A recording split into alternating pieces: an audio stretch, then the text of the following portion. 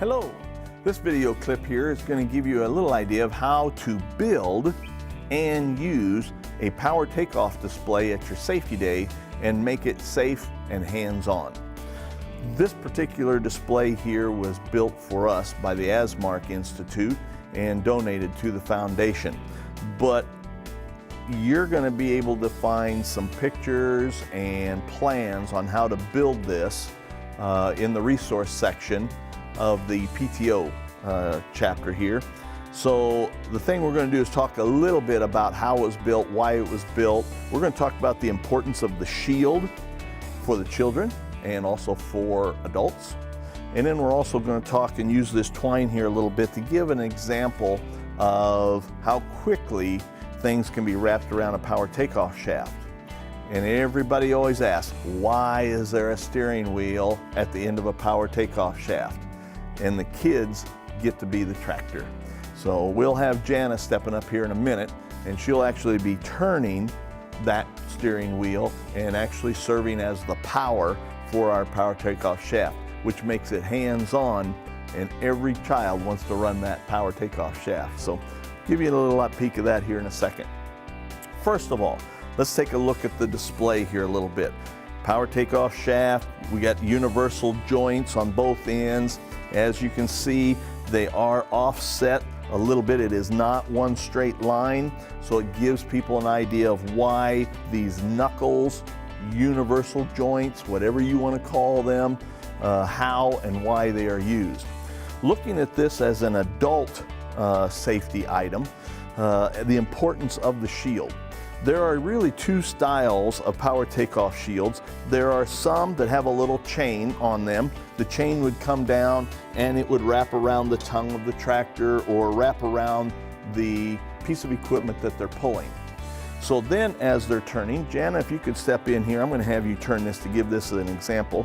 As that shaft is turning, the power takeoff shaft or the shield for the power takeoff shaft will stay still, will stay in one place all the time because that chain is going to keep that from turning and makes this a safe shaft. Okay, now you can stop. The other types of shaft, which this one is a shaft that will turn with the power takeoff shaft, but if anyone happens to lean against it, it will stop. So Jana, let's go ahead and turn this again. I'm going to give you an idea of how this power takeoff shaft works. So as the tractor is running, and let's say somebody comes in contact of the shield would stop, and the shaft continues to turn on the inside of the shield. Okay, thank you. So that gives you a little idea of a couple different types of power takeoff shafts. Now let's take a look at the shaft itself and the importance of that, or the importance of keeping that shaft on the power, or the shield on the power takeoff shaft, because sometimes people take this off, usually the adults. And why do they do that? It makes it easier to lubricate. Every one of these universal joints or knuckles or whatever you want to call them has a grease zerk in here. And if we had a piece of equipment right here, how tough would that be to get your grease gun clear down in here to get that grease gun on top of that grease zerk there to be able to lubricate it? Makes it tough. Sometimes people just take this off and they leave it off. You're also going to notice some shields might have a big hole in here. So then you can turn this shaft, turn the shield here and line it up with the grease zerk, and then you can grease the grease zerk through a hole in the shaft. And you're going to see the same thing on both ends. All right, so that's one thing about this. Another thing is you got to keep, periodically, you got to maintain this, just making sure that this shield will always spur, it turns freely. It's not froze up on the shaft here, and it'll turn freely. And you can do that, and you can see right here on the top, a couple little grease nipples right here, and they're actually plastic. It's not like a regular metal grease zerks, but there's one on both ends here as I'm pointing to both of them. And you got to put a little grease in there once in a while, because that's the bushing that's riding on the shaft, that as the shaft turns, that's what this shield is riding on. and it takes a little lubrication in there periodically. Another thing of keeping this shaft in good shape, keep things out of here like this particular bolt. This was put in here just as a safety hazard to see how many people catch it. You don't want anything sticking out like this, because as that is turning, that could catch your clothes or anything, and if the shield's not working properly, you could get it wrapped around that power takeoff shaft.